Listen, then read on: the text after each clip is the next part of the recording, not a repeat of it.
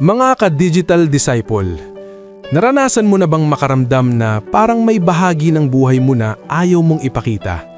Dahil iniisip mong baka husgahan ka, layuan ka o hindi ka natanggapin. Yung sugat na matagal mo nang dinadala pero tahimik mo lang kinikimkim? Panahon na muli para ibahagi ko sa inyo ang mensaheng nagbibigay pag-asa mula sa Ebanghelyo ngayong araw, January 9, Friday after Epiphany. Ako po si Brother Ray, your digital disciple.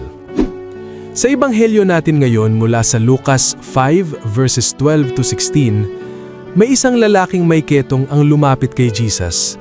Lumuhod siya at buong kababaang loob na nagsabing, "Panginoon, kung ibig mo, maaari mo akong linisin." Sa panahong iyon, ang ketong ay hindi lamang sakit ng katawan. Ito ay dahilan ng pagtataboy, pag-iisa at pagkaputol sa komunidad. Ngulit gumawa si Jesus ng isang bagay na hindi inaasahan ng lahat.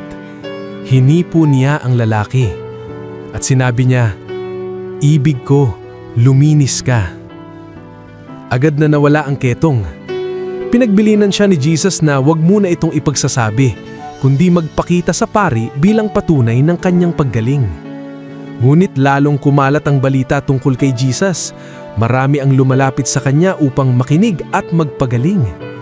Si Jesus naman ay madalas na lumalayo sa ilang na lugar upang manalangin.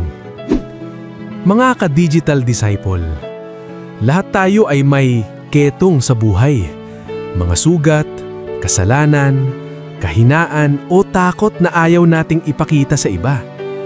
Minsan iniisip natin, kung alam lang nila ito tungkol sa akin, lalayo sila. Pero ipinapakita ng Ebanghelyo ngayon na hindi natatakot si Jesus sa ating dumi. Hindi niya tayo nilalayuan. Hinahaplos niya tayo ng awa. At bago pa man tayo gumaling, tinatanong niya ang ating pagtitiwala. Naniniwala ka ba na kaya kitang linisin? Sa panahong ito ng Epiphany, inihahayag sa atin na si Kristo ay hindi lamang tagapagturo.